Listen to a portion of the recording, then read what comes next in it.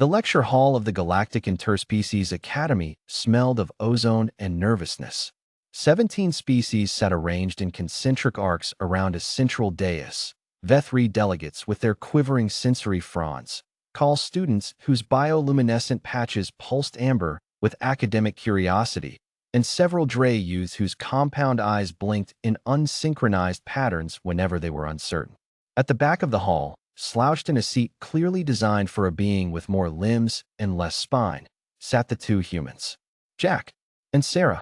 They were the only ones of their kind enrolled this semester.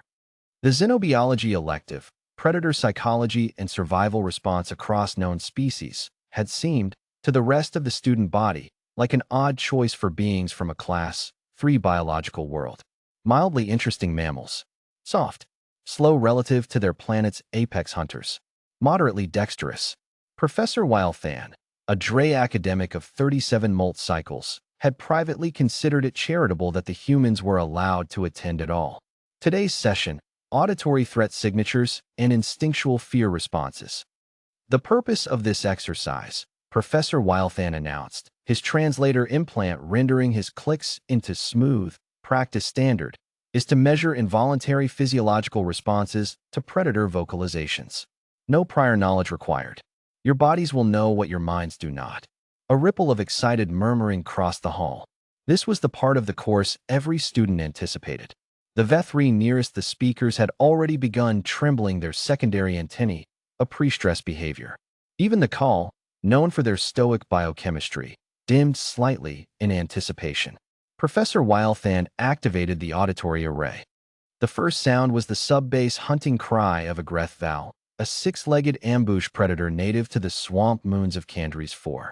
Low, resonant, with a harmonic undertone that bypassed cognitive processing and spoke directly to the brainstem. The V3 in the front row made a sound like steam escaping a pipe and gripped their neighbors. Two call students flickered dark, a chromatic distress signal.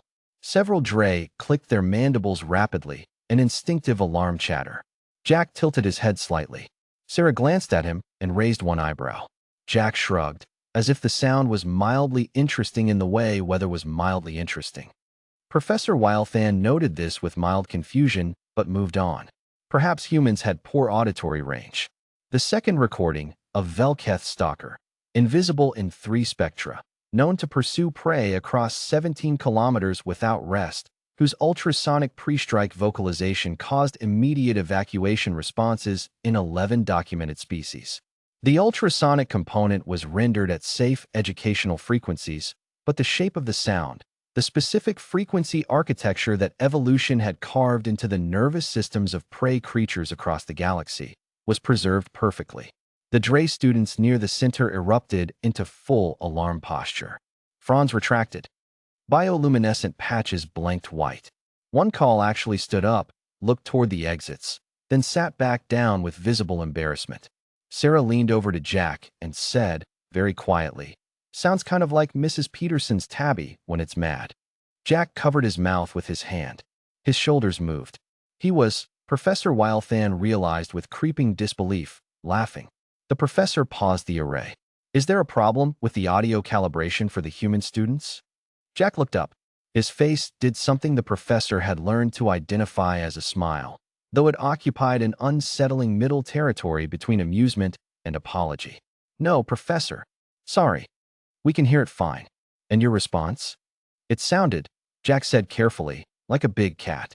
Sort of. Murmuring spread through the hall.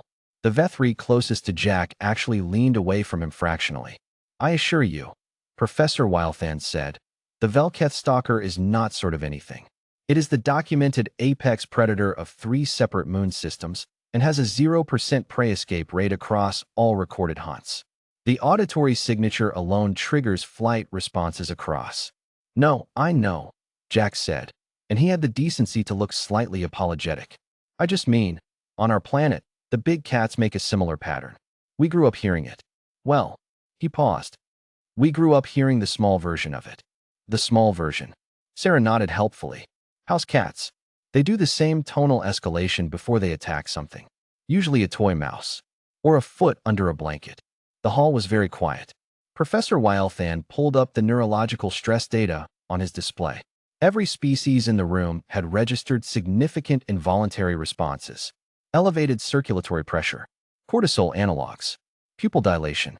Even species that had never shared a biosphere with a feline analog showed the deep architecture fear response that the Velketh's call was specifically calibrated to trigger. The two humans, resting heart rates, mild amusement indicators, slightly elevated engagement, the kind associated with curiosity, not fear. He moved to the third sound, the one he saved for this moment in every semester, the one that had, in 14 years of teaching this course, caused a call security officer to overturn his desk and 3 Vethri diplomatic attachés to file formal emotional distress reports. The Thursday Gone death bellow. The Thursday Gone was the closest thing the known galaxy had to a universal nightmare. 12 meters of apex predator from a high-gravity world, warm-blooded, relentless, with sensory capability across 7 spectra. Its territorial vocalization had been analyzed by 17 separate xenobiological research teams. The conclusion reached independently every time.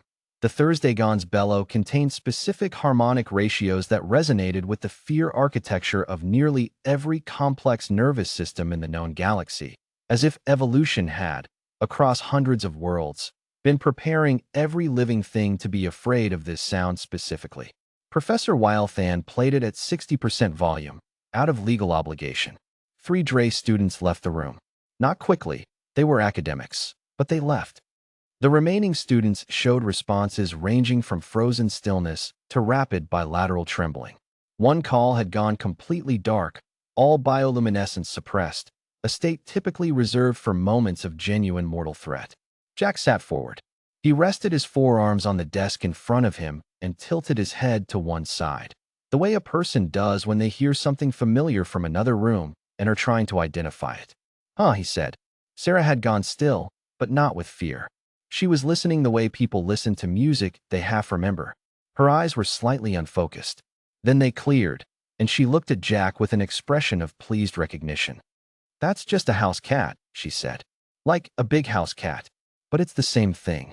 "Yeah," Jack agreed. "It's got the low roll before the peak. Mittens used to do that when you try to give her a bath. She was so mean. She was the worst. We loved her." Professor Wildthan set down his datapad. He had a doctorate in applied xenobiology, a second specialization in interspecies trauma response, and a paper published in the Galactic Journal of Predator-Prey Dynamics that was cited frequently enough that younger academics occasionally recognized his name at conferences. He had spent 37 molt cycles studying the psychology of fear across species. He had not, in any of that time, considered the possibility that a species might be nostalgic in response to the Thursday Gone death bellow. He looked at the 2 humans. He looked at his data. He looked at the rest of the hall, which had gone very quiet in the specific way that rooms go quiet when something has happened that everyone present will be discussing for a long time. "You kept," he said slowly, choosing each word, "a domesticated version of this in your homes." "Smaller," Sarah said. "Significantly," Jack agreed. "But the same lineage, basically. We bred them to be smaller. Fed them little fish-shaped crackers. Let them sleep on our faces. Mine used to knock things off shelves and stare at me while she did it," Sarah said, in the tone of someone describing a beloved eccentric relative. "They're very emotionally complex," Jack said. Professor Wildthan looked at the Thursday Gone file on his display, the file that contained 17 research papers, containment protocols, historical records of entire survey teams being lost on Thursday Gone homeworlds, the single high-gravity moon where they were apex over everything. He looked at Jack. "You," he said carefully, "took the Thursday Gone lineage. Well, an early ancestor. And you made it small, selectively, over, and kept it in your houses. They're very good company," Sarah said. "Mostly." The call student nearest the humans very slowly slid his chair 4 inches to the left. Nobody laughed. Nobody said anything. The data on Professor Wildthan's screen continued to display the humans' resting heart rates, unchanged, patient, and completely unbothered. Jack leaned back in his chair and folded his hands behind his head. "Sorry, Professor," he said, not sounding particularly sorry. "Should we be scared?" Professor Wildthan looked at him for a long moment. "No," he said quietly. I'm beginning to think that's the point.